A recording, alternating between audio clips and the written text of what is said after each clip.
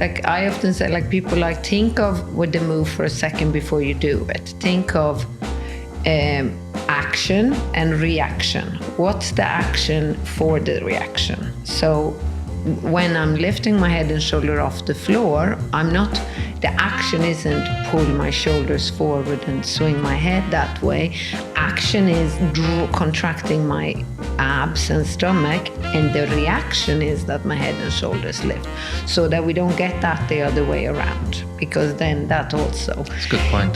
Chin in towards your throat if you're lying down also helps that, because as soon as you start to lift, because a lot of people say, oh, I got a sore neck and this whole thing happening, and that is valid because their chin is much higher up.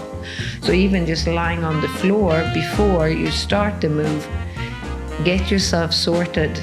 Start already, do a pelvic tilt, check that is neutral.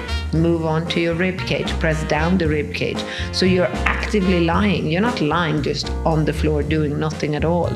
Before you start contracting your core and abs to work on that, you're already lying in an active position.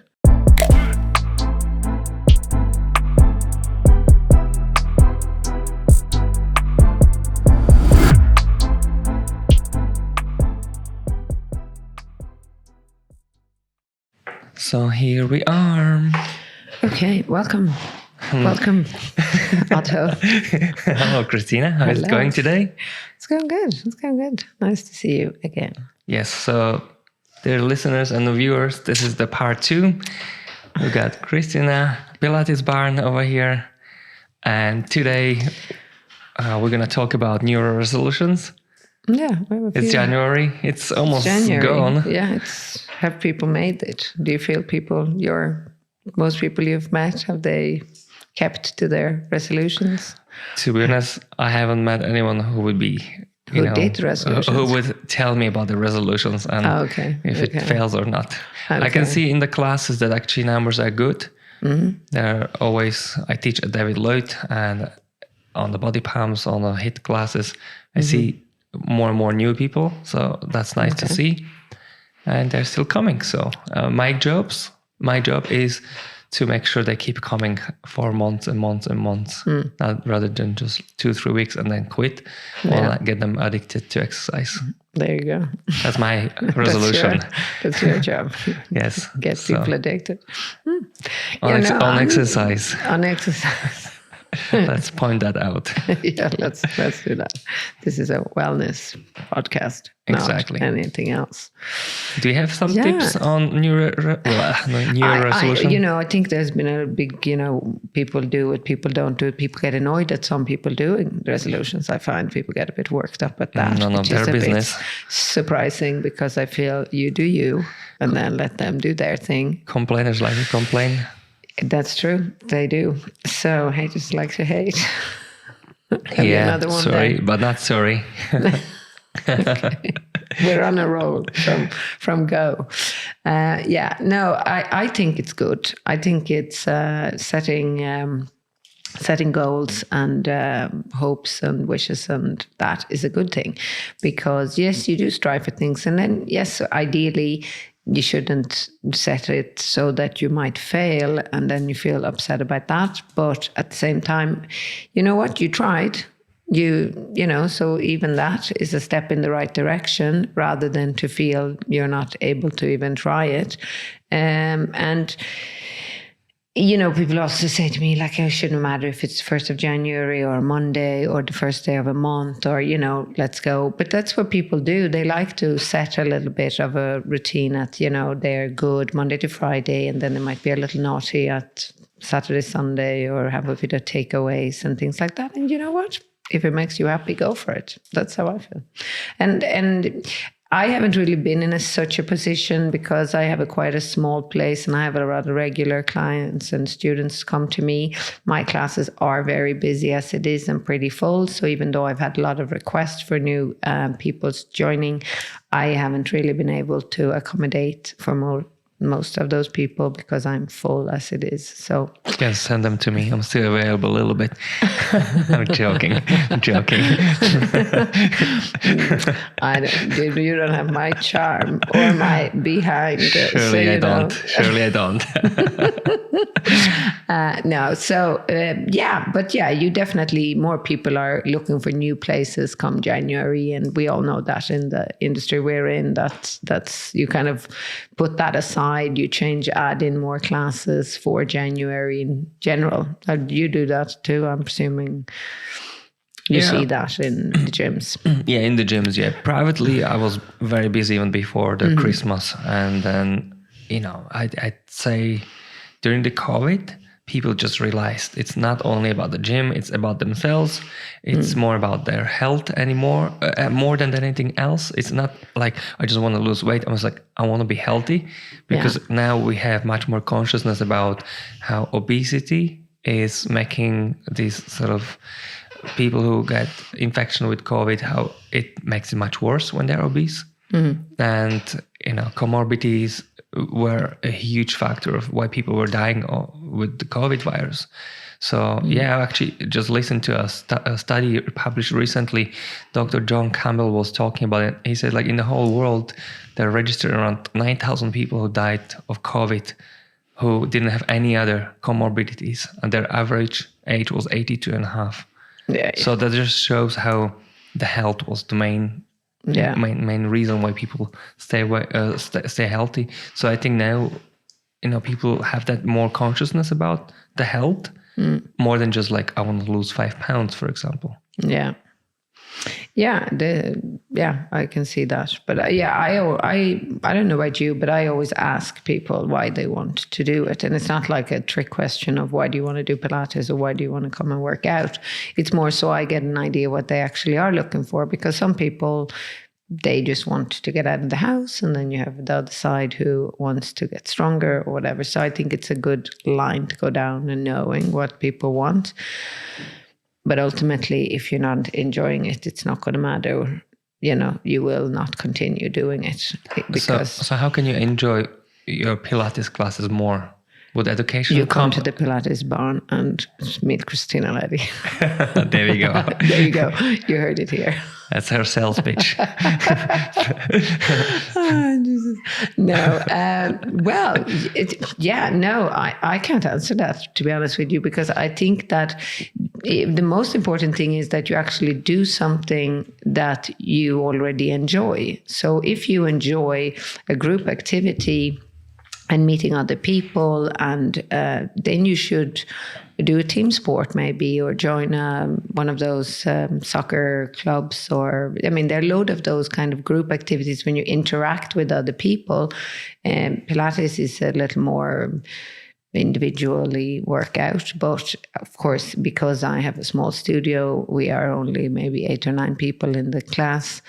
There will be a bit of banter and a bit of fun, and I will try to match people with similar personalities or goals in the same class, so that it's not one person over there wants to work out, like they're aiming for the Olympics, and then another person is just here to get out of the house for an hour.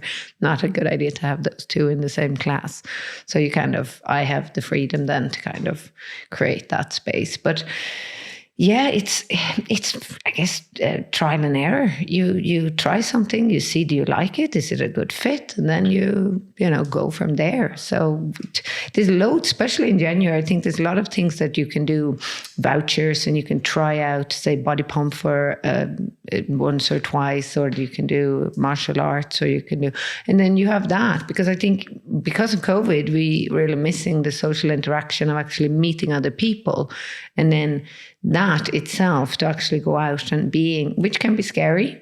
People have also gotten used to being on their own at home in front of a screen. So now they might find that being in the comfort zone. So yeah. I think just try a few different things, see what you like. And and if they're lucky to meet us as trainers, Yeah, actually, there's something, while you were talking about these lockdowns and being home, being comfortable, I actually met someone yesterday, and he said he has a baby that was born during the lockdown. So the first year the baby didn't meet anyone out of the family. And now when they kind of opening up, the baby is getting all the stimulants and attention. It's sick all the time. It's getting all the viruses and all the bugs all in the same time because it wasn't exposed. Let's say as the little kid goes through, like every month picks something up is normal. Now it's all at once, like boom. So I cannot imagine how for some people it is. They actually spoke about autoimmune diseases. Asthma is on a huge rise because, again, that sort of a constant exposure to different viruses and from other people. And now we are so sanitized that actually has a negative impact on our health as well. Yeah. So the message there is... Go to groups again. Be dirty. Get dirty. Get dirty. And to be honest, it is true as well. Yeah. Well, you want to wash your hands before you eat with your hands, obviously. You don't want to risk it too much. But again, don't overdo it, obviously, and cleaning up too much. I think we leave it so everybody decide what they want themselves on that note. Exactly. Wash your hands if you want to. We are not going to give a washing your hands class. I'll still wash my hands. So you can continue listening. It's not coming next. No. I'll still keep washing my hands. You do that. Yeah. No. I think that's really on that note. I don't know. I think New Year's resolutions are ultimately a good thing for most people. I do as well. I'm for it. I think. Did you have any? I always have some sort of New Year resolution to get leaner for the summer. Okay. So the. When are you going to start? Let me know when you started that. No, I usually put on sort of like a muscle building and fat burning programs like January onwards, because before you realize there is April, May, and personally I want to be in good shape all year long, but there's always a little bit of that the winter is, but I also think it's good for the body to, and especially for us, we do it so much and all the time. And I think it's nice for the body to get a break. Oh, yeah. It doesn't take so much for us to get back into it. We have muscle memory and our daily routine and life will kick in, and that's that. But no. Yeah. To be honest, like in December, I had so much break from training. I got COVID mid-December. So I had to be home for 10 days, which was a bit boring. I played lots of games again. Like there was not much I could do. I did some online coaching, maybe 1/3 of my normal volume, which kept me at least to a certain point busy and certain regime of waking up in the right time. But I actually prefer to be like on some good routine that I have working. I think that helps me to be more for everybody. To be productive. Absolutely, but we need a routine. I mean, nobody gets happy of just lying in bed, wasting all the time away, or switching from channel to channel to channel and watching Instagrams, and ultimately it doesn't make you happy. Yeah. It's like some search for some fix or whatever, but it's not. And like in that, moving on to living in the present moment with that, is that it's not a present moment doing that. It's like a constant search, just flicking. Like escape from it. Yeah, and it's to actually come back and see, what are you doing now? Can you? It has been I feel like growing up, it was like a merit of some sort that you could multitask. It was like, I can multitask, I'm so brilliant. But you know what? It's actually better if you don't multitask. It's better if you just do eat and just focus on eating, preparing your food and eating. Are you able to sit for every meal for 1 week without a phone? So you put it aside when you prepare your food, you sit down and eat and just look out the window or listen to a radio station. You cannot look at a screen, you cannot watch TV, look at your food. Are you able to do that? To be honest, most people would not. I haven't done it for a long time. Without realizing they would. And then that follows through in everything. People are bringing their things to the toilet. They are then sitting there. They might watching TV and at the same time answering emails or checking out on Instagram. Or, we are multitasking all the time. And that's becoming a problem, I think. It's more like we're distracting ourselves all the time. Yeah, but it's not conscious. It's not even that you're just doing it. You're not even aware, and you've lost the moment in that present time. Evolutionary steps. Yeah, backwards. Who knows? No, it's Who not. knows? Yeah, but it's actually crazy. So, I think small bursts of living in the present moment is better than to just go, well, I actually sit down and I meditate for half an hour a day, but then the rest of the time of the day you're multitasking throughout the day. No, just take moments to say, when I'm in the car, one trip in the car, I have the phone in the boot, or I'm when you're eating, you're just going to be eating, or when you're talking to one person, you're not going to keep looking at something else, and just staying a little more present, because you can even see how that follows through into training. That you're training somebody, or they're working out, and Pilates is very mentally you're staying very present. You should have a dialogue with yourself all the time.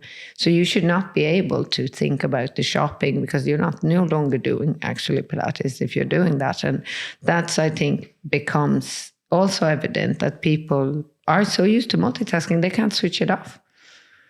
And that's, I believe, causes a lot of anxiety and stress, and ultimately it might be causing a bit of depression, things like that, when they are not able to just focus. Can you read a book without stop reading for 15 minutes?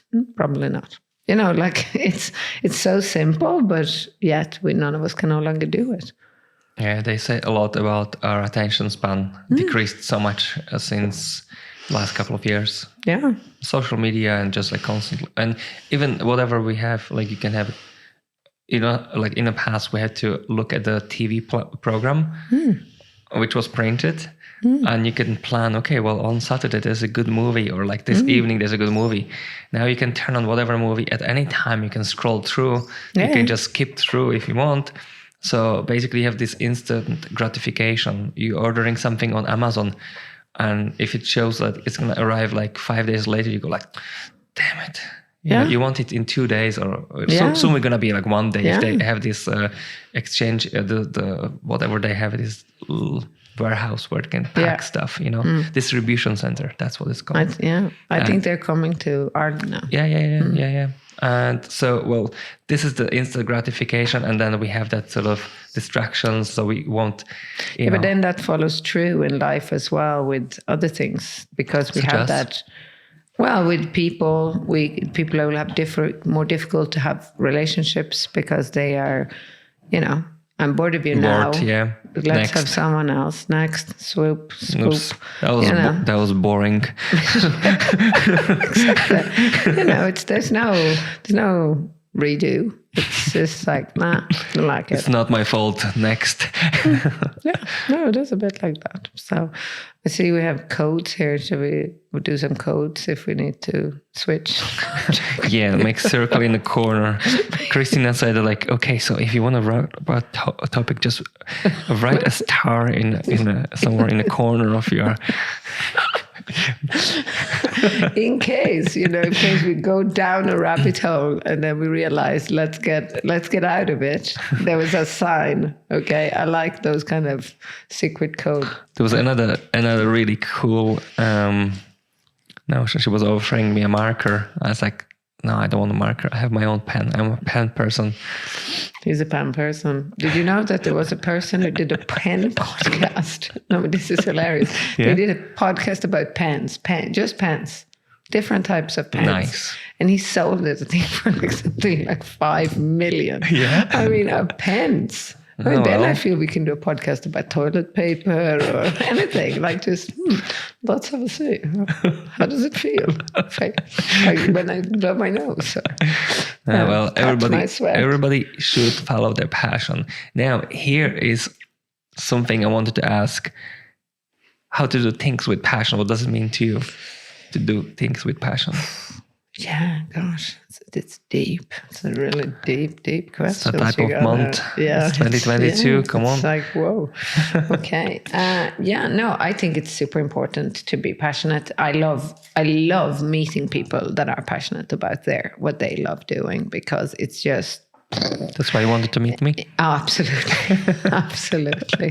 Before we starting podcasting, my ears are burnt off by every cable and every, electronic thing that is the new on Otto's, little bag. He's very passionate about it, and it's great. I mean, I actually do like it. But it's nice because when you meet somebody, whether they're passionate about books or traveling or movies or whatever, it's mesmerizing talking to somebody like that, because you can feel it. You can feel the energy and the positive vibes behind them. So yeah, it's, passion is very important. And also, in the end, I'm very much a believer, do what makes you happy. I really do think that is the most important thing. And even I was saying that to a friend the other day, and I was saying, but what makes you happy? What can you, if I say two things and you have to pick one, and then which one do you pick the whole time?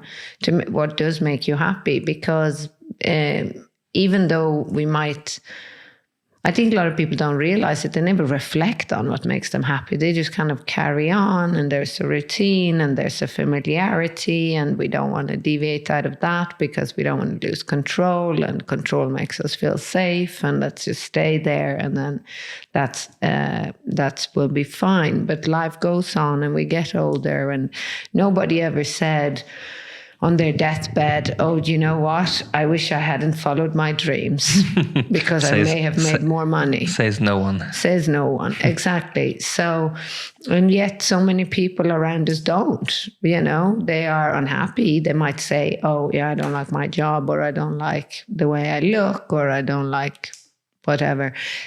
Yet they don't do anything to change it, which is, yeah.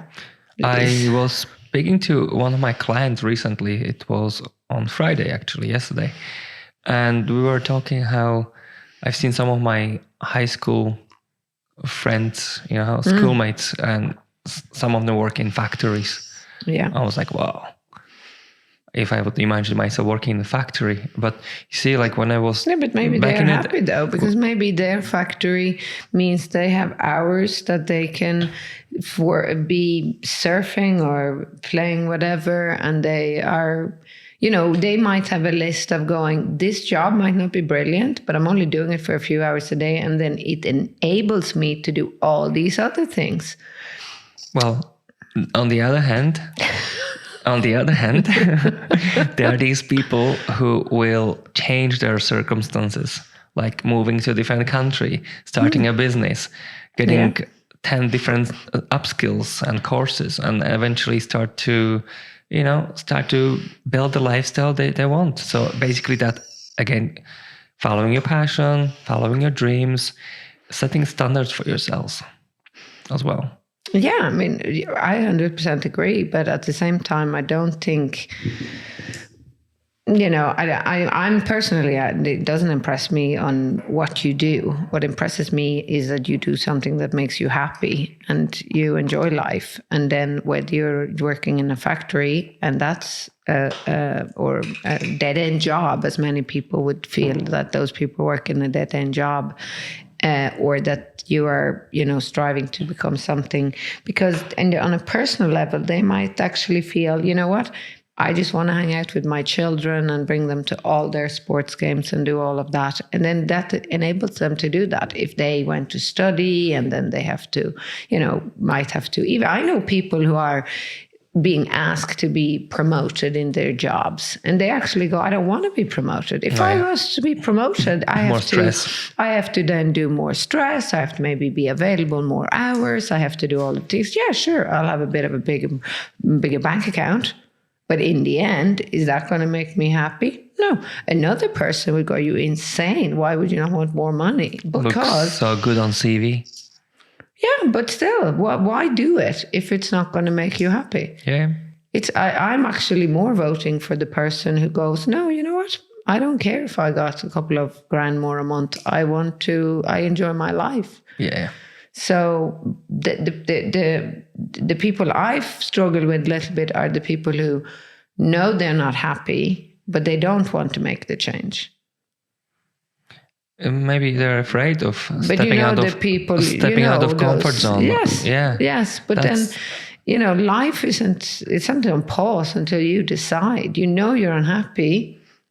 Try to change something. Yeah. Or change your attitude. Yeah. I mean, here we actually talk maybe a couple of times about different themes, such as you go to cold water in the sea. Yeah. There are exercises, learning new language, learning new skill, like whatever it is. But that kind of attitude of challenging yourself and improving yourself. Because it's a sense of accomplishment. And the sense of accomplishment, whether you're a 2-year-old baby who learns to walk or you're a grown-ass woman going into the sea and it's ice cold, you have a feeling of accomplishment. And that feeling is going to make you feel good about yourself.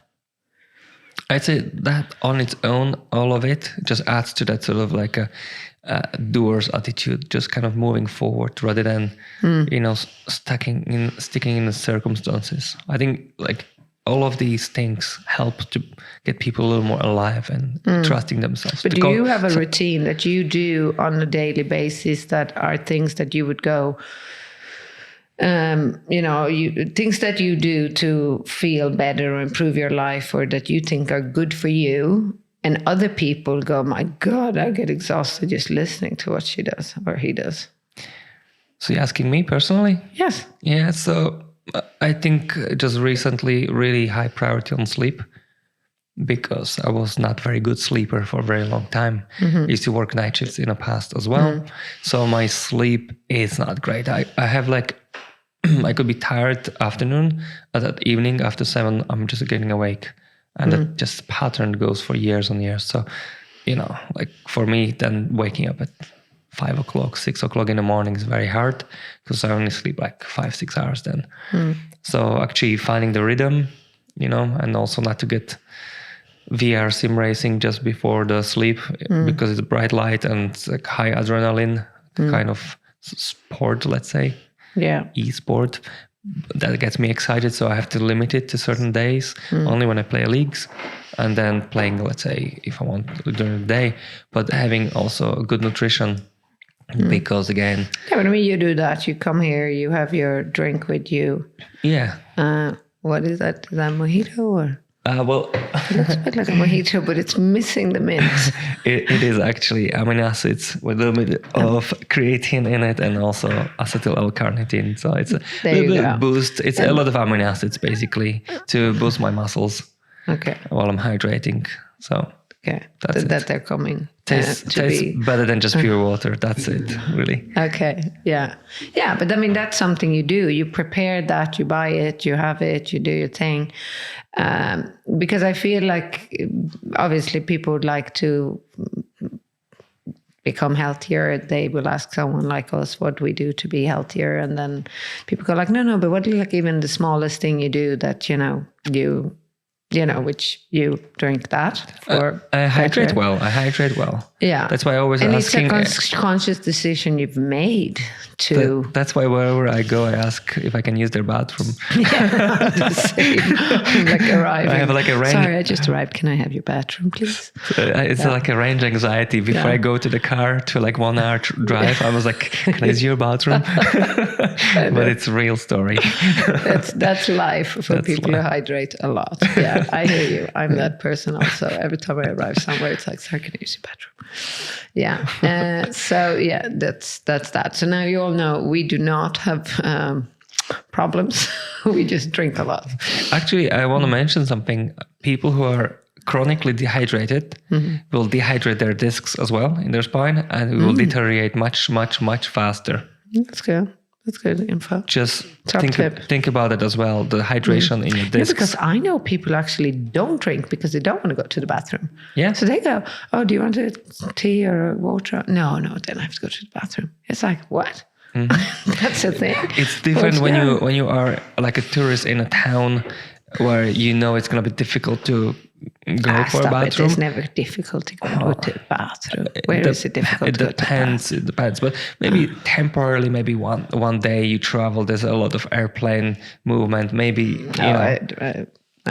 No, okay. Nah. Okay, I get you. Okay. I do in the morning. It's not approved. So it's like in the evening, it's a whole process, because usually if I'm like Monday to Friday, for sure, I will always drink protein before going to bed. Then I fast till about 12 most days. So in the evening before I go to bed, I slice up ginger and lemon and brew that in a tea. I have made you a fresh lemon and ginger water here. Thank you. But I tried it as well. Also mint and cucumber. Nice. So yeah, one each there. See how thoughtful she is? I am thoughtful. Yeah, I've been. And by the way, yesterday I ordered a juicer. Did you? Yeah. So when you get sick of it and want to upgrade to a fancier one, which is just a month away, I'll take that one. Okay, I'll have first drinks. You can write that down. Give Kristina the juicer when she, you know. Why? No, but you know, you're like, you're one of those people who have a New Year resolution? Yeah, you're then going to upgrade. You're going to go, that was a good one, but there is a better one on the market. You know, like you do with the cables and all your stuff. So it's good just to note it. It's not going to happen. It's recorded. It's not going to happen. It's going to be used. No. And the reason why I want juicer, actually, I spoke to one of the ladies. I want to do a podcast, maybe in the next couple of weeks. And it's about nutrition. She's a nutritionist. And, you know, we were talking about how, you know, like she always asks me to eat enough vegetables. And I'm notorious on not eating enough vegetables. I would have eggs, steaks, whatever foods. I rarely grab because vegetables. You don't like the taste, or you don't know how to cook it? I think a bit the lazy, disorganized, hesitant to prepare veg. Even though, like, it's usually stuff we keep. Quick. I know it's stupid, but it's something which we keep throwing to the bin. It's like why don't we even buy it? So actually, seriously, I tell my wife, like, why do we buy vegetables? We always throw them to the bin. That's silly. It looks good. Yeah. So you see, we have problem. We have vegetable problem. Yeah, vegetable problem. So I was speaking What's your favorite vegetable? Favorite vegetable? I don't think so. I have a favorite vegetable, but I'm okay with tomatoes, peppers. Okay. That's kind of it, really. I think the most common, something I grew up with. Okay. We used to have them from our own garden. But like cooking, are you not talking like broccoli, cauliflower? Oh, yeah. Courgettes. Broccoli, carrots, courgettes. Sweet peas. Yeah, so I'm already visualizing the carrot juice. It's so delicious. Okay. I might turn orange. Exactly. Yeah. Do you juice? Beetroot.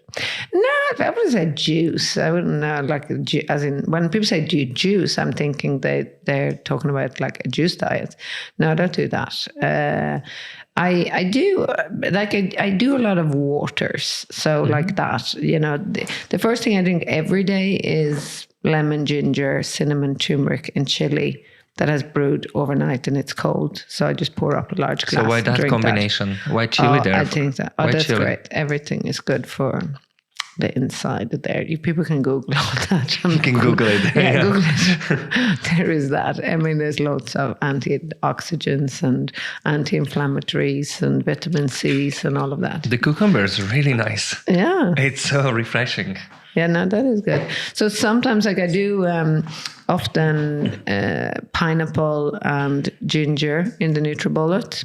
So the fiber is still in there because it's not taken out. The juicer often just takes the flavor, maybe a bit of vitamins, but they don't actually keep the fiber part of the vegetable or fruit in it. So I don't have a juicer, so I can't use it. So I blend it. I blend it. Well, that's fair enough. Yeah, I mean, it's so finely blended. And with so much water, there's just a tiny bit of flavor, refreshing. But you still get the nutrition from it. So yeah, I do that.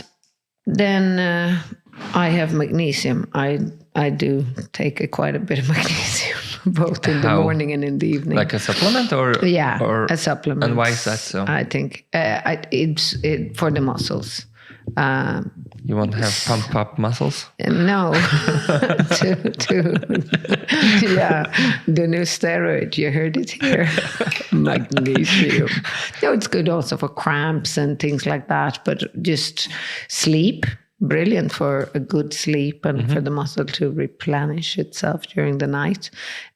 So, it's more like these fixed ideas, but it's things, that I do nearly like religiously, but it's not like a big deal for me, but because I'm used to that. But, if you saw me like going to bed, it's like, here she goes with all different bottles of nutrition for tomorrow. And you put it into the fridge, or you just leave it out there on the kitchen sink, on the what do you call it? In the mess in my house, I have OCD, so notoriously there will be no bottles on the counter ever. A counter is called. Yeah, that's what I meant. There will be no bottles on the counter. So ever. In the fridge? Well, I usually I kind of prepare them as I go. I drink it straight away. When I make it, I drink it, then I wash up, then I do it again. But no, I keep the magnesium. I often bring up to my bedroom, so I just take that before going to bed. Do your kids get onto it as well? Not really, no.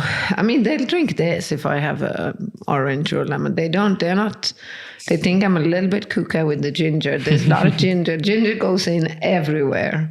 So if you're not a ginger fan, that's going to be an issue. But ginger seems to be very healthy, anti-inflammatory. Yeah, it's great for you. Cinnamon as well. Cinnamon and ginger. Cinnamon balances blood sugar. Yeah. Allegedly. Allegedly. No, but I like it, and it's flavored water. What's wrong with that? It's good for you. Oh yeah. You still get some nutrients out of it. Absolutely. Vitamins, minerals, enzymes. Absolutely. Yeah. So it's just a good way to get it in, because I'm not going to go now I'm going to eat a slice of pineapple. No, it's just half liter of water. Possibly better than fizzy drinks people drink. Either full of sugar or artificial sweeteners. Yeah. No, I only drink water. And wine. And wine. And wine. Why not? No, a bit of coffee. Yeah, a coffee as well. Yeah, no, I'm a great believer in do a little of everything is good for you. It's fine. Don't deprive yourself of anything. But yeah, January, I think many people just rein it in a little bit, and we get a little more, cut out a bit more sugar, cut out a bit of the fat, rein it in, which is good. Clean it out. So I can see that you definitely think nutrition and proper hydration and preparation is the key. I do, but I mean, for me, it's easy because I'm not doing it to be healthy. I'm doing it because I like it. It's a difference. You enjoy it. So I enjoy it. I enjoy the type of food I eat, and I don't. It makes you who you are. It does. As they say, you become what you eat. you become cucumber and ginger. And that's why people constantly try to kidnap me and eat a Pilates teacher. You are what you eat, but eat a Pilates teacher. I mean, but for me, that's easy enough. It's actually like sometimes I wish I was like, when you go to a place and then you have these food trucks, and then it's like there's burger, fish and chips, and little slices of pizzas and things like that. I'm not going to eat any of them. So I never do. No, yeah, and then it's that. Like, so people go, "Oh, there's loads of food here," and I'm like going, "Food for you, food for me." Like, I just bring a few nuts and some figs or dates. Dates. I keep calling dates figs, and the way around. It's dates that I love. They're like cousins anyway. Yeah, they are. They're like cousins. They're sweet cousins. They are. You know what I find sometimes just watching people on Instagram when I'm bored, obviously checking people out a little bit. It's almost like some sort of like cult of, we're drinking, we're eating out. It's something special, celebrate it. But I never do that, really. I don't go out that much drinking or eating out. And you can see the patterns. Like, you could be doing 12 classes a week, but if you keep eating fried foods and drinking alcohol on Friday and Saturday, you're not going to get leaner. even if you do so many classes. So, I'd say... No, and that's why it's so important of what's your goal? Because those people, genuinely, their goal may not be to be leaner. Their goal might just, want to be active and feel they can run 5K and not being exhausted from that. And that they're going to manage, Or not to die. And not to die, that's a bonus. That helps. Always helps. That helps, yes. But no, so, not everybody wants to become leaner. And, we also have, but it's a commitment. The two things I feel to be successful, whether it's in your business life or in your relationship or when you're working out, you need to have two things, I believe. And that's, you need to be able to have a huge amount of commitment and discipline.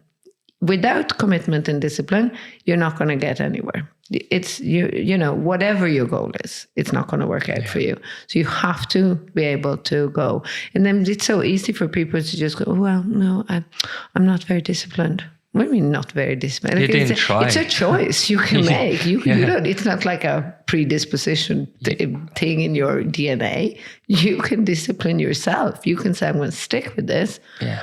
It's a choice. So it's not just like, I don't get that. I'm sorry, I'm sounding a little bit. But no, this is how it is. Like if you know how many times I don't feel like exercise, and I'm like, I definitely should exercise at least twice a week, at least. So even if I'm not in the mood, been burnt out a little bit, I'm just like dragging myself in. Once I start doing something, I actually feel better afterwards. But it's the same like if you run business, let's say you have to send newsletter to your followers. And it's part of your business, that routine of writing down some valuable information and just doing the work you need to do to get the job done. And it just like having that energy. I'd say sometimes really like food, the nutrition and sleep and having enough energy for yourself. Like those days when I don't sleep well, I can't focus. I'm abusing caffeine and it's non-productive. I do the bare minimum what I have to do. If I have like 4 or 5 clients, I make sure that they're looked after and that I don't fall asleep while I'm training them. But then rest of the day, it's not productive. But to be honest, like if I can, I said to myself, look, you already worked your part. You did what you had to do. Now enjoy and relax and do whatever. Because, we have to also decompress and recharge. But again, as I said before, if you really get that sort of like high energy, high productivity zone where you sleep well, you eat well, and you really can do a lot of things in a day and you feel accomplished, it feels good. It feels really, really good. And people see it that you do things with energy and passion as well. Yeah. And it eventually comes back to it. And as many people that I, talk to and who achieved something, it's like you have to work hard. Even if you're tired, you have to work hard, That but also you. Especially in the business we are in, we're doing something, and for us it's, our whole day or our life. But for other people to meet us, for them it's just an hour out of their day. They can choose anybody to spend that hour to train them. They don't have to come to you or to me. So if we are going to be exhausted and jaded and just be like, for crying out loud, and it's Groundhog Day for us, people will feel that. I wouldn't want that person to choose to exercise with you then, because it's like, well, you're not even enjoying me being here. Now, it's different for us because people come and exercise, and for them, they might not. They are there. They can have a bad day, obviously, because it's not about us. But we still have to bring the A game, and it's a certain amount of performance. I actually this year changed a lot of things, which I didn't realize when I initially. The change was a surprise for me, because I teach about, I don't know exactly, 10 or so group classes a week. And many of times I, did similar things over and over, and it becomes very, very physically exhausting, but it's also becomes mentally boring in one sense, because you're repeating yourself the whole time. And so now I'm actually not doing a single class the same from Monday to Friday ever. So I only do one class a week. And then so I switch. So I have like 12 or so different classes, which means I did think, my body's going to probably feel a lot better because I'm not repeating. And in Pilates, because we use a lot of the smaller stabilizing muscles, you can't overuse them too much because it's not great. It's not like you doing. So which ones would that be? Which are the stabilizing muscles? The ones that would take probably the biggest toll on us who work in the industry, I'd say hip flexors. They become very strong and may become too strong. So you need to stretch that a lot, but just that they become overactive. So hip flexors, front of the hip joint. Yeah. And which shortens the leg to lift the knee up. To the back. Yeah, but to lift the knee up. But they're attached kind of as a cross behind your spine and into one side and then across. So they pull very strong. They're deeper part of your core. They can become too strong, too overworked, which will then pull pelvis. So that will be the anterior pelvic tilt, that the lower back side arch, and the belly comes forward, falling in a little bit. Yeah. And what would you have to correct that? Because some people already coming from that point of view of having imbalance in the pelvic floor, where they're... But most people's, I think, problem there is the unawareness. They don't have the body awareness of what's happening. So when people actually are explained that and they get a better understanding, I think that helps initially very much. So they will know when you're standing or when you're sitting or when you're lying down how to actually get pelvis in neutral to not feel that pain. So much of that is that. But for us as teachers, I think that can be very an overactive muscle. Just back to that. And then... but mentally, I never realized how refreshing it would be never to teach the same class. Because if I have 4 classes in a day... But you just kind of flow with intuition and just go like, okay, not having a plan, but just kind of having... I did that for many years. And but when you do so many classes as I do, it's very hard to even remember what I did at the 7 a.m. class or what I did at the 9 a.m. class. And then I have a person who's coming on a Monday and a Tuesday or a Monday and a Wednesday and Friday. And then I need that person to be not being repetitively worked also. So we say if the main focus is on your glutes and your calves and your core, and then another day you're working more on the shoulders, I can't go. And then, you were here that day, but you were here that day. And then you start to looking through of which exercises did we do. Say a lot of people want a stronger glute, bigger glute muscles, more of a rounder butt. I would be pretty famous for that, to have plenty of meat there. And yes, I'm good at teaching that, and I know how to make that happen for people, and they want that. But it's also important not then to be too repetitive for those people. So it didn't really work out. It worked fine if you teach 3 or 4 classes a week, but not if you're doing 12 and then trying to remember so what who works? Was in which you class. Have some sort of system that you modified? Yeah, so I have a book where I have designed 12 classes, more or less, and then different kind of standing works as well. And then I've paired them up so that I then have so what I do now, so I have 1 to 12. She's very sophisticated. Yeah, it's like an algorithm of exercises. One day people are going to burn the book, but I've said... Do you have to call the control when you're launching it? To say, it's air control. Actually, when I was making it, I was like, oh my God, it feels like I need a mathematics degree. But it was meant okay, let's cover these together, okay? It was very time-consuming. Seriously, no joke. Really take it seriously. But it's a huge difference for me physically, but mentally it's even a bigger difference. Because it's none of this, where you kind of forget what you're talking about and that. So it's kind of really nice flow. I'm loving it. And it's really, really good for me. And my body's feeling great because I didn't do that much over Christmas or in December there, the last 2 weeks. And I did think that, it's going to be tough going in and doing 12 classes and like 5 classes Monday, 5 classes. You're like, it's a many hours exercise there and you have to eat and, in betweens. And it felt good. I didn't get any, like I didn't, you know yourself, like we can't pick up a single injury, like any tiniest niggle of things like, don't touch me. Everything, like the body is the temple and we can't afford any single injury. It's a huge problem for us. I get niggles myself. And as soon as you get, like, you're like, it's usually the lower back, upper back, and shoulders for me. Sometimes knee gets a little tight, but that just reminds me. It reminds me that I'm doing too much of something. Let's say if I do a lot of kickboxing and punching the bag really hard, it takes the toll on the tendons. And if I have more classes where I'm pushing shoulders, 3 sessions later, I already feel a little ache. I was like, okay, I have to calm down. Skip a day, give it a recovery, use a massage gun on a muscle, stretch more. And you know what? Be careful how you're sleeping, things like that. Usually I take 1 or 2 days off, I massage it, stretch it, and I already know myself, and it's getting better. Now it is key though. So now I have to say that has been a game changer for me.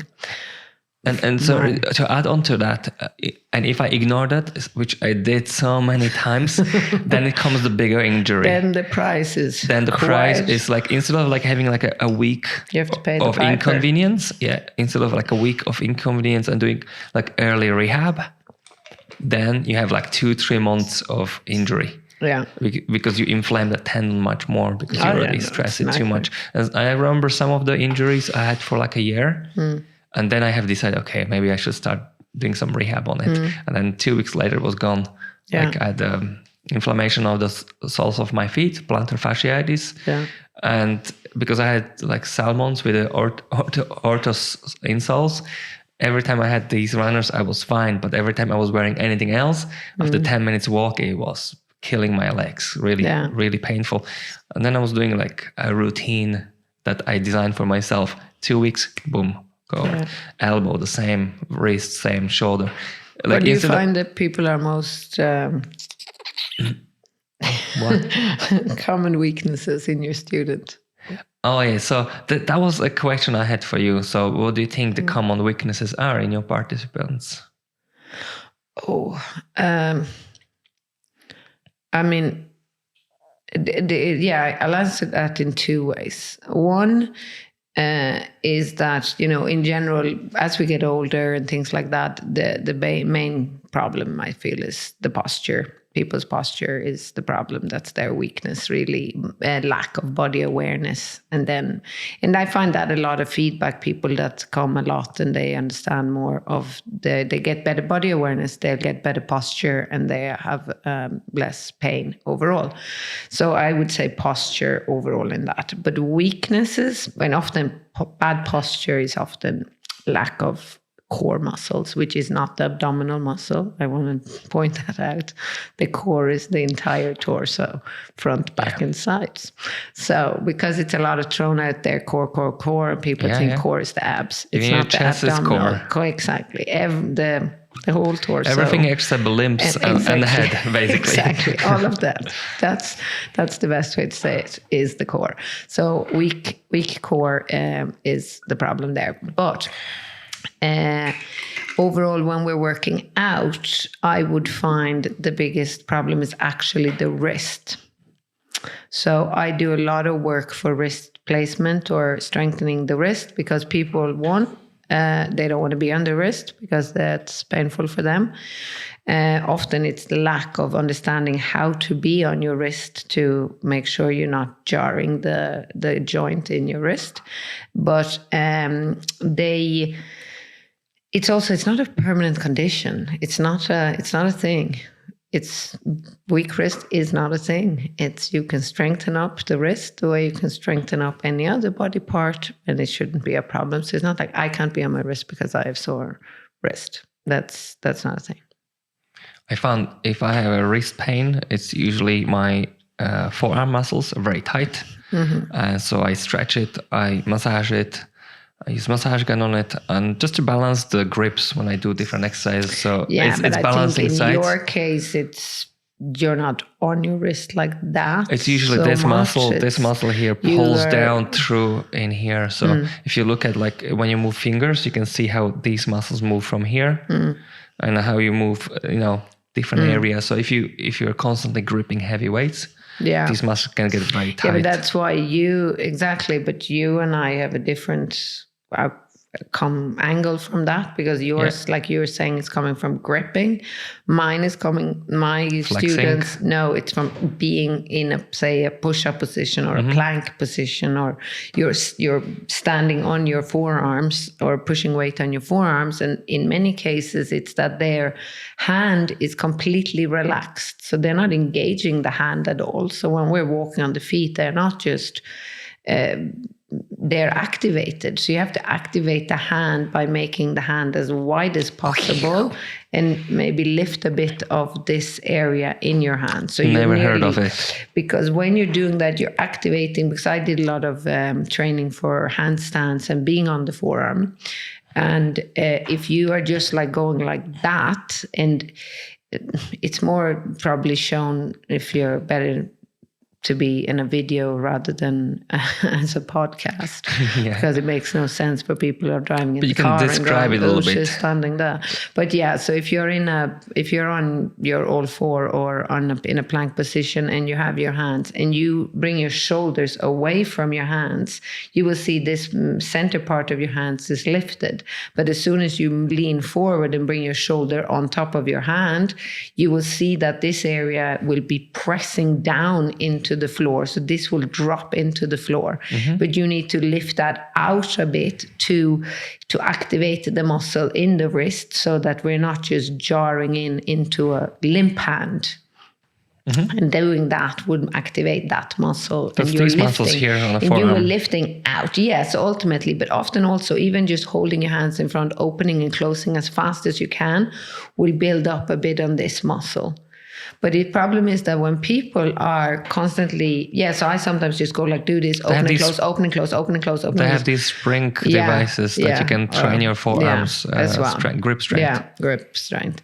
But then you see, because if you want to strengthen up your pec or your shoulder or your arms, whatever, and be in a push-up position, but you constantly stop the exercise because your wrist is potentially a little bit sore, then you're losing the result in where you want to be. But you're not going to get that. You have to actually stay the time on there. And I actually have very, weak. Usually, like I would have, my joints wouldn't be super strong, and I have built them up now. I could be on my arms for hours and hours. You're well conditioned. Yeah, so it's not a condition. So I would say wrists is the biggest weakness that affects their workout, so to say. Are you making a code? You're making a code. I'm gonna check the camera if it's actually recording video. That would be brilliant. First hour is done. 56 minutes.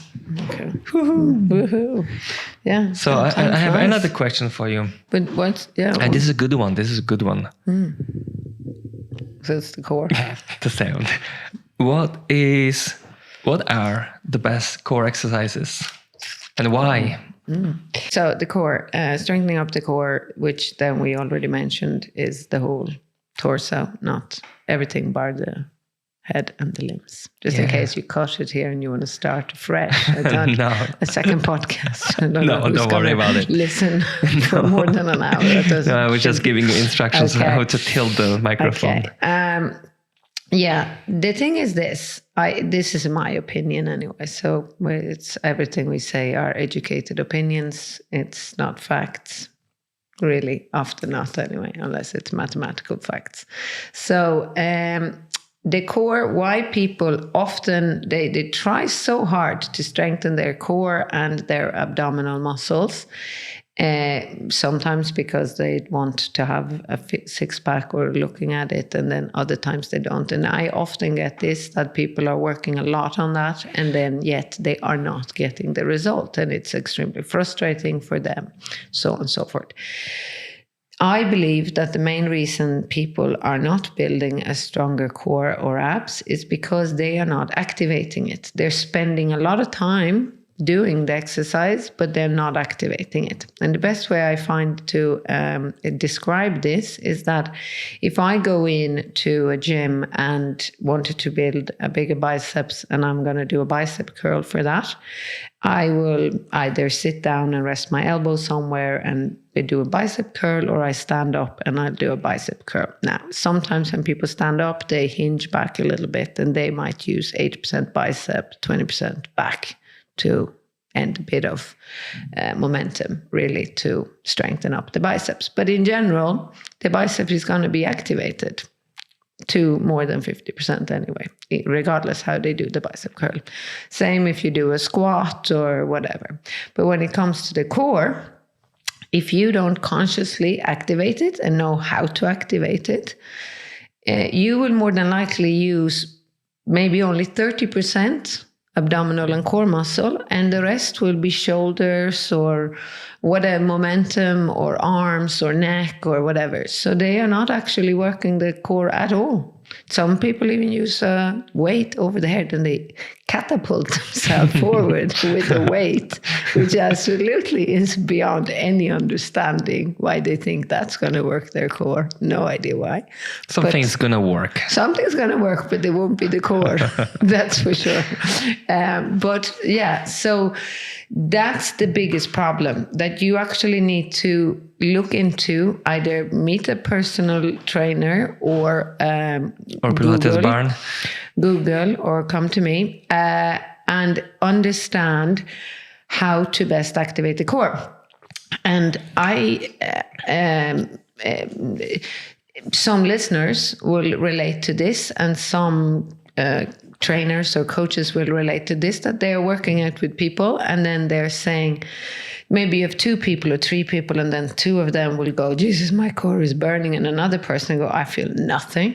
And then they go, maybe I'm doing it wrong, or maybe I'm already so strong, or I don't know, there's a problem. And in Pilates, because a lot of it is core focused, or everything is core focused on strengthening the core, what happens is that the better you get, the harder the exercises become, because the more likely you are to only use, say, the core, if we're doing a core exercise. You're isolating those particular muscles better in those exercises. Because you're learning to relax another body part. Because I think I said this in a previous podcast about the eyebrows, and that you will have to learn to relax a muscle and engage a muscle that often is closed by. But that's easier said than done. And your body is going to do whatever it takes. Like, it was actually funny. I was teaching a person there yesterday, and we were working her calves, and she was starting to get really tired in the calves. And then she was still sending a signal to her brain to lift the calves off the floor or the heels off the floor. But instead, her brain, what was happening, she was lifting her shoulders up and down. And she was starting to laugh, because it's like, I'm sending a signal to lift my heels off the ground, but I'm getting so tired and, feeling the pain, that the body is just going, well, let's do this, and it'll look similar, but you're doing something completely different. And even though that's a very extreme example, when we're working out, the body's sadly going to do whatever it takes you. And 90% of people who work out their abdominals or core are not engaging them. It's as simple as, and it's not really, it's probably a whole podcast episode. So what is the best exercise to do it? Personally, I would think, if I was to give one exercise right here, right now, that would go for everybody to do it. If you could choose only one. If I could choose only one, I would choose that you are lying on your back. You're lying with your arms over straight up, pointing towards the ceiling. Some people call this dead bug. So you're lying with an upside down tabletop. You will have your knees bent with your knees above your hip and your hands above your shoulder. And you will inhale there to prepare, and you will exhale and lower one arm behind your head and extend one leg in front of you out.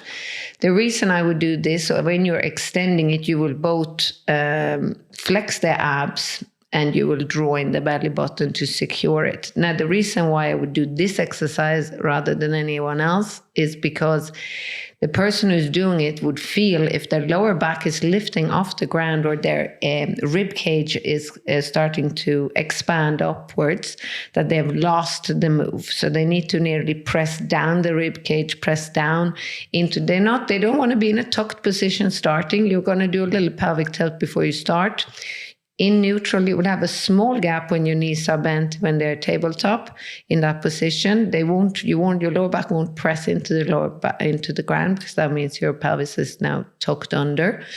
But this move, regardless if you are very strong already or if you aren't strong at all, is both safe and very effective for the person to feel a result.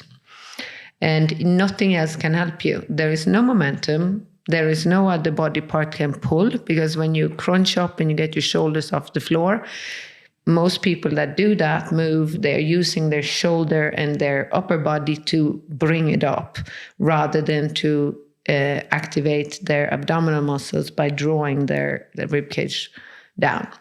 So I think it's the safest way to strengthen up. Do you? I like to give kneeling hover. So you'll be elbows on the shoulders and you'll be kneeling down, and then you have one arm going out, then the other one. So that kind of diagonal cross through the abdomen, obliques, so it's the serratus same, but anterior. Upside down. Exactly, so exactly. I call that one Superman. Yeah, so exactly the same as you said, but opposite. We all have our own habits, but then I'll give them first option. Because that one, what's good with that one is that you're have a bit of balance aspect into it, because you're using both arm and leg out. Yeah, yes? You have to. I'd say it's more difficult. It's a balance aspect, but it's also more likely to go wrong. But I'll coach. Yeah, you're right. But if you're coaching them, I agree with you. That is a brilliant one. And that's the kneeling hover. First, arm goes out, alternative, and as you're switching from left to right, you have to stabilize yourself. Then I teach them how to move the leg out without shifting the hips and landing the knee forward and forward and more forward until their hips goes very high, and then switch off all the work from abdominals to just hanging on the legs. So I can see the patterns. And then as they get better and stronger, they can do arm and opposite leg, extending out, and that's more difficult. And then they can learn everything on their toes. Considering their pelvic floor is aligned correctly at this point, and they can handle one arm or one leg, and then eventually do two of them together. So that option has basically 6 options. That's why I like it, and developing it from there. Yeah. So what's your second exercise? Was this the second exercise that's your favorite, best? No, I think that one is very good. And yeah, like you say, it is more advanced. But that's the thing that people, it's hard to give someone a general one that would go for everybody, because everybody's different. But I do feel that that one, now the one I said, if you have a little bit of a neck issue, or if you have a lot of tissue around your shoulders and neck, and you don't have a super good posture, lying on your back can be uncomfortable, then I would pop a little ball or something underneath your neck just to make sure that that your neck doesn't become unlined. It's like hyperextended, so that they lift the chin upwards. So you nearly always want to pull down. But often I think a good way to make sure for people who already are on a journey for exercising and they want to strengthen their core and they want to move on from there and they're struggling to how to best activate it, I would say don't underestimate the importance of activating your lats, and you can Google where that is if we don't know that. That's under here. Side of the back. And I often let people get to touch me where I reach forward and I activate the lats so they get an understanding on where that is and what's happening when what I'm saying is happening. So that's why the guys like coming here. They do, yes, yes. They get to touch my lats. Do you want to touch my lats? Do you show them how to activate glutes as well? I do. Here you go. Touch it. No, that's not. You don't. Just lats. Just lats. Okay. They get to touch the lats. What about triceps? No? Okay. I'm joking here. Okay. Yeah. Hilarious. Okay. Back to business. Yeah, okay. Back to business. So if you are already on a journey, but you're finding you're not connecting so well with your core and abdominals, good thing to do is to focus a bit more on activating your lats in all your core work or abdominal work, because that really eliminates an overactive shoulder or neck trying to help out. So when you're activating the lats, you're less likely to start to yanking with your shoulder and upper body. The lats kind of locks you in. And it kind of locks the spine sideways. It puts a much more focus on strengthening here. So straight away, pulling down the lats, pushing down a little on the rib cage, making sure they don't pronate, is it, open up too much, is also very important. So straight away, like I often say, like people like, think of with the move for a second before you do it. Think of action and reaction. What's the action for the reaction? So when I'm lifting my head and shoulder off the floor, the action isn't pull my shoulders forward and swing my head that way. Action is contracting my abs and stomach, and the reaction is that my head and shoulders lift, so that we don't get that the other way around, because then that also. That's a good point. Chin in towards your throat if you're lying down also helps that, because as soon as you start to lift, because a lot of people say, oh, I got a sore neck and this whole thing happening, and that is valid because their chin is much higher up. So even just lying on the floor before you start the move, get yourself sorted. Start already, do a pelvic tilt, check that is neutral. Move on to your rib cage, press down the rib cage. So you're actively lying. You're not lying just on the floor doing nothing at all. Before you start contracting your core and abs to work on that, you're already lying in an active position. Does that make sense? Yeah. And actually, this is exactly what I'm teaching in the body pump, hip strength. It's basically the set position while you're standing. It's active. So basically, you activate your stance from the feet up. So when you're standing, you activate from feet up. So you have that sort of like a, soft knees, your sort of slightly wider feet than your hips. Then you tuck your pelvis under, then you lift your chest, roll the shoulders back.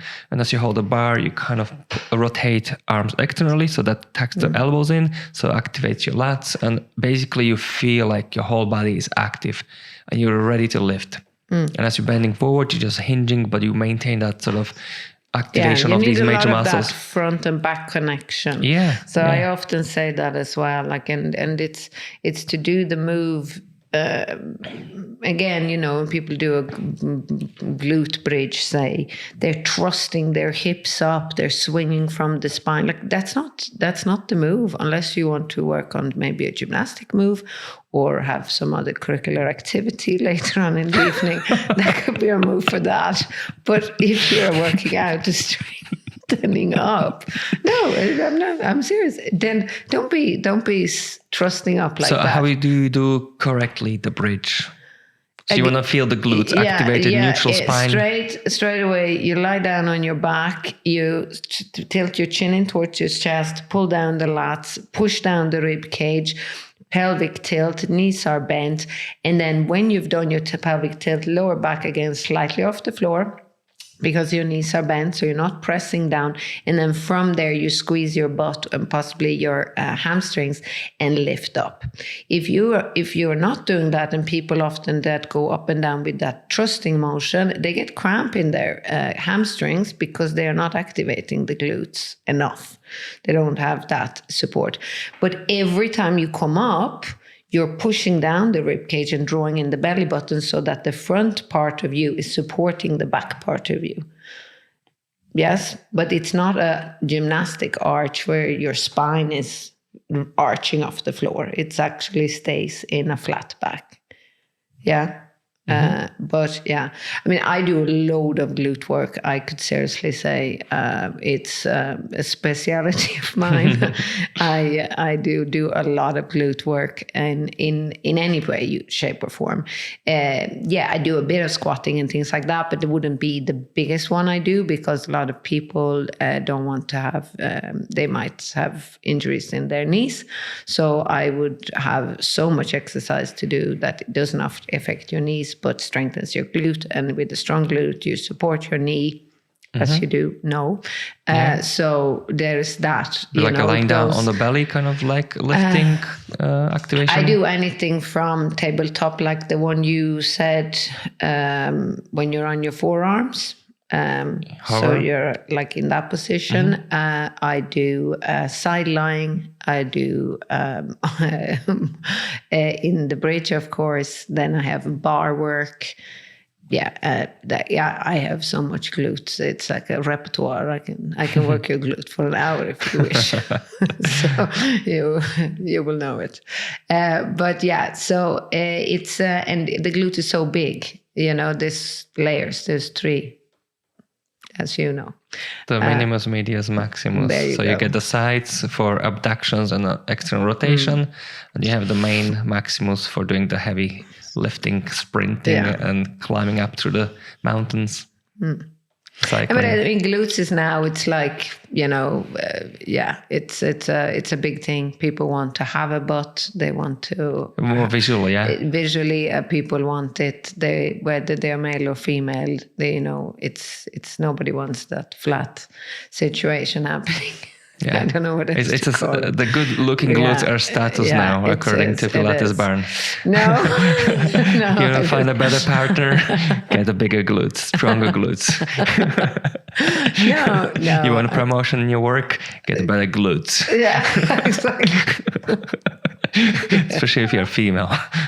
Joking, man. Is this politically correct? This is a star here, which we finish the topic. We finish the topic and move on. Just you remember what my star thing was. We're going to go wrap that topic up. Star. No, I'm joking.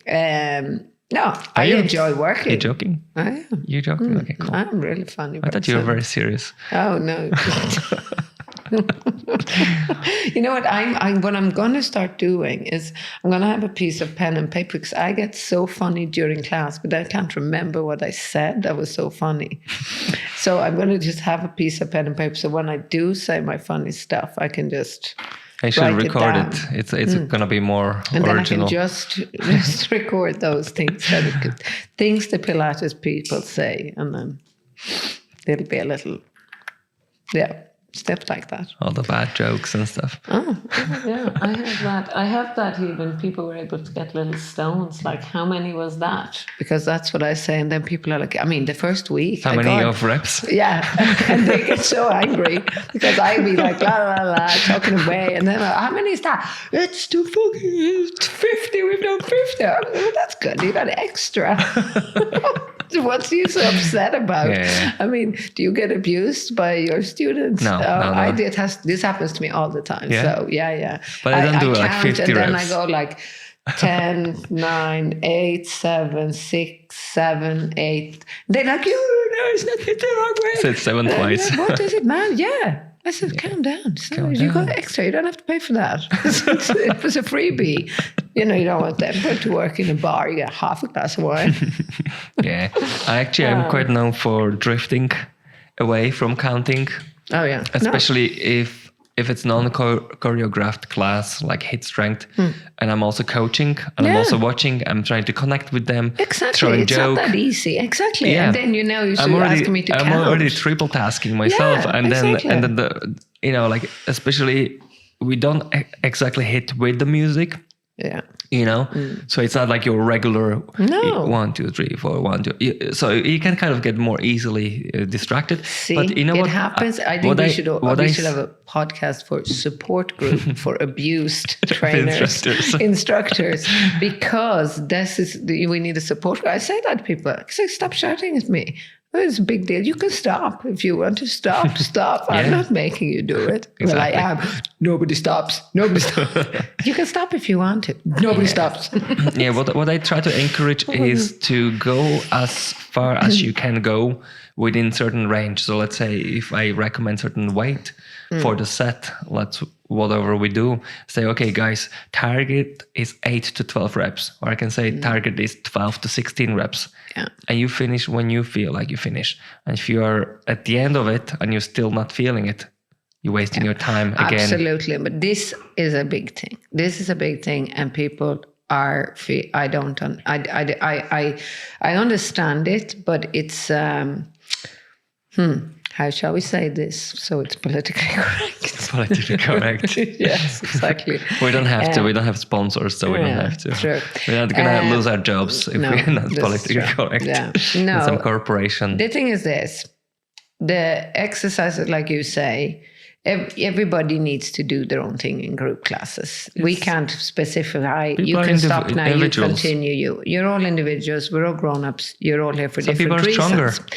But if you want to have a result of becoming stronger or getting more muscle tone, okay? If you want one of those two, or if you're in a cardio class and you want to bet cardio, you cannot simply stop the exercise the second you feel that this is giving you a bit of pain. Okay, I don't know how many times I can say this. You actually will have to find a little bit of grit inside of you, suck it up, pull up the big boy pants, push it. That song, push it real good. Work hard. Yeah, because like they say, no pain, no freaking gain. Exactly. So that's the biggest thing. There's a movie, by the way, No Pain, No Gain. I know. Isn't my baby Dwayne in there? Yeah, I highly recommend it. It's a fun movie. Mark Wahlberg at his best. Mark Wahlberg and his pecs. That's all that matters. Let's get a pump. I need a pump. I've seen that movie like 3 times. No, but it's funny because they take the piss out of themselves. Yeah. So that's a good thing. And the whole industry. When we're going to kidnap our wealthy client.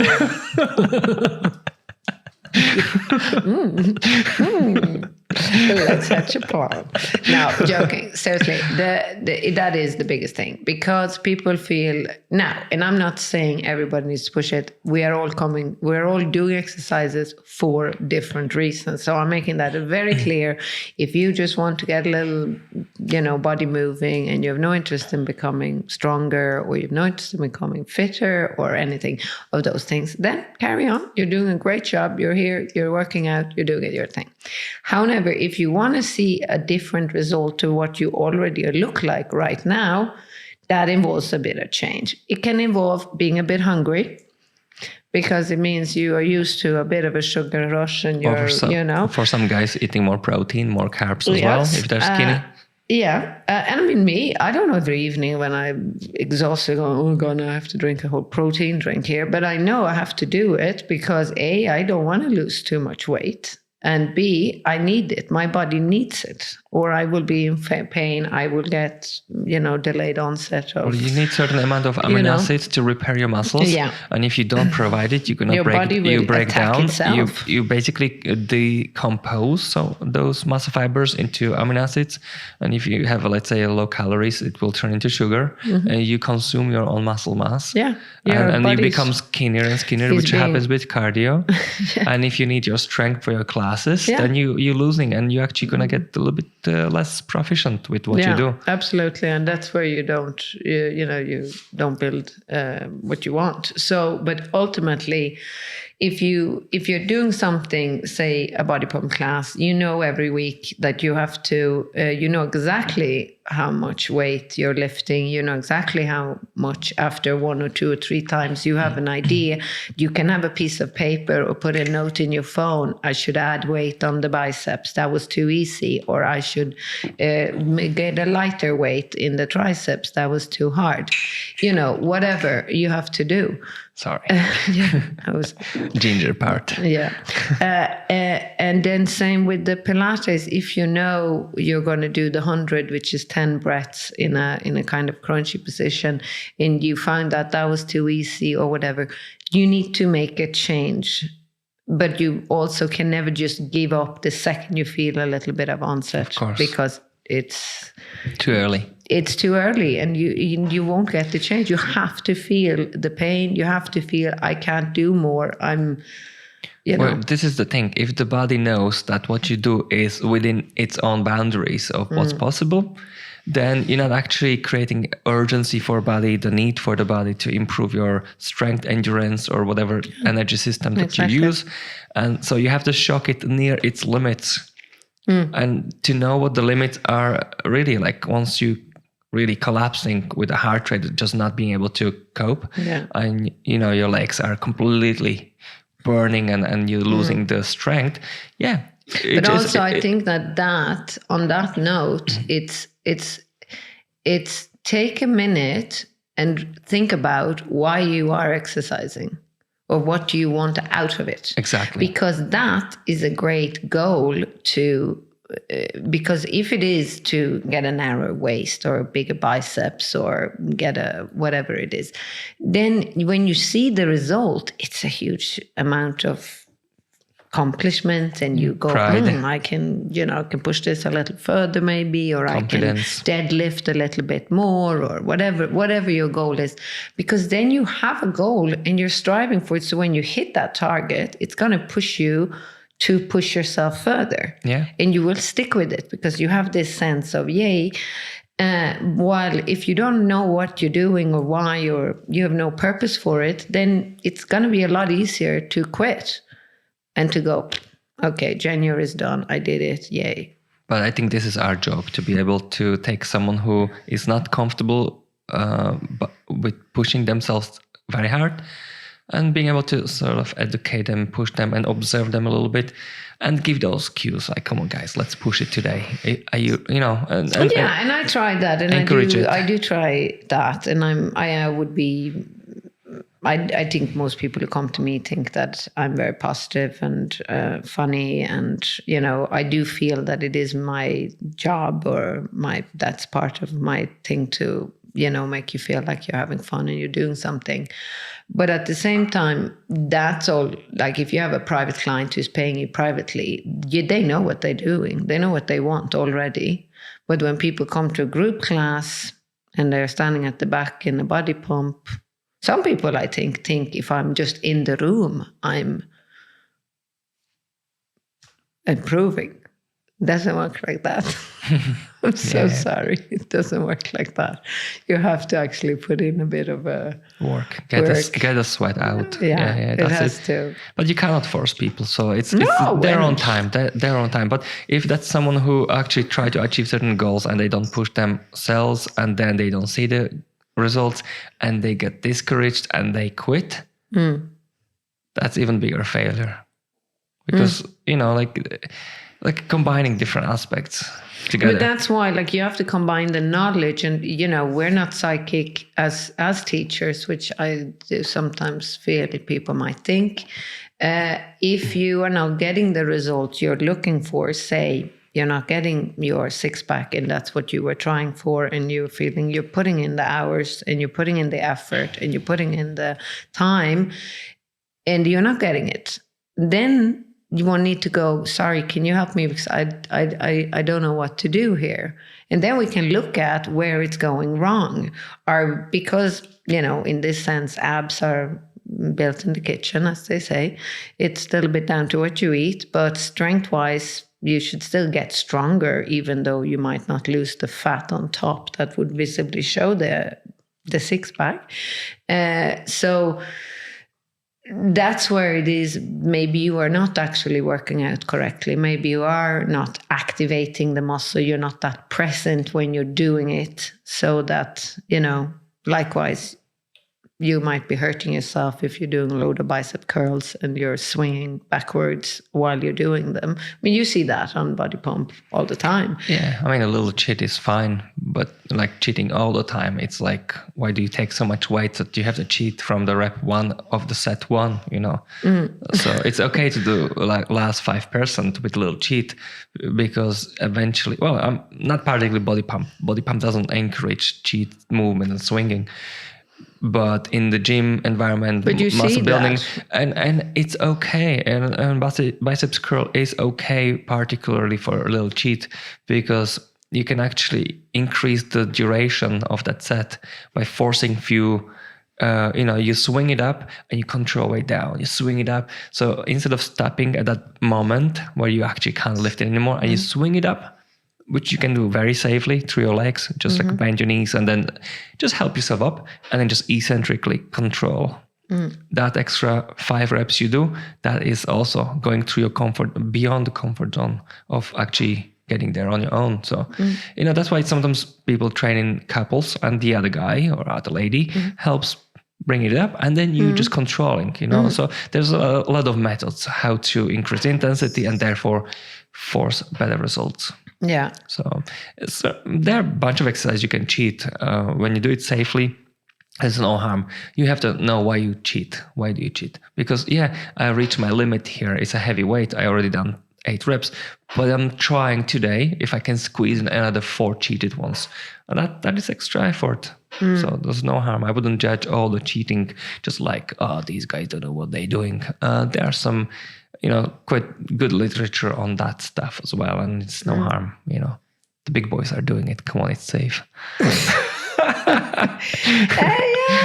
Yeah. I don't know. Torn biceps tendons. No, they know what they're doing. I'm not convinced. And also, I think it's. I don't think it's great for other people who don't know what they're doing, because often in gyms it is intimidating environment for many people, and their problem.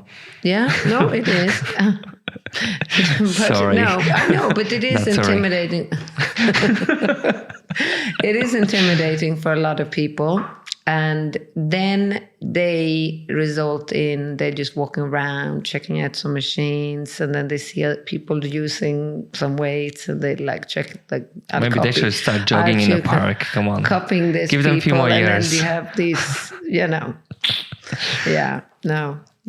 I'm being sarcastic. Yeah, okay. This is our job as instructors, as personal trainers, gym instructors, to be able to approach shy people and say hello. Cheer them up a little bit, make a conversation, ask them about the goals. What's your approach? How you do? Well, I just go if I particularly see someone is heavily avoiding eye contact and any kind of they are kind of closed and kind of seriously looking, I might not even talk to them. Some of them look like they need their own space, but there's a lot of people you already see it, they don't try to ignore you. I don't see you. You're in front of me, but I'm looking everywhere else just not to make eye contact. It's listen, maybe, I respect the fact that, some people don't want to be approached.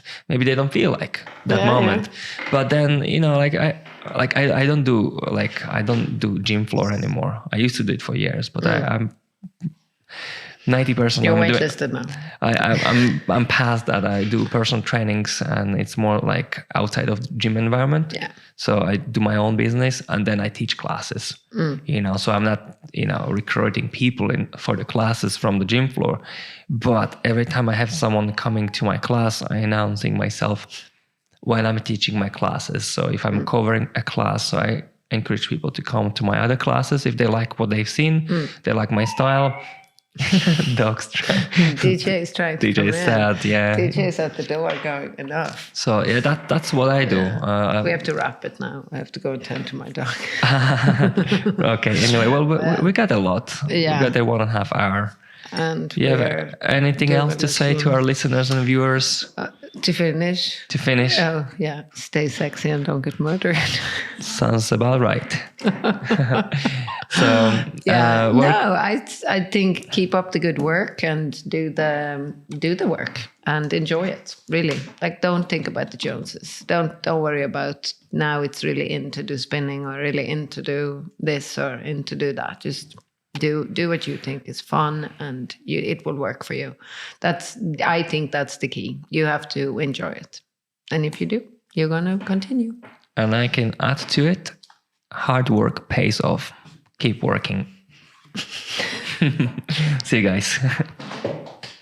Thank you, Kristina. Cheers. And again, if you want to find Kristina on her social media, it's Pilates Barn. The Pilates Barn. The Pilates Barn. On Instagram and Facebook. Yep. Thank you very much. Thank you. Bye. Bye-bye. See you in a part 3.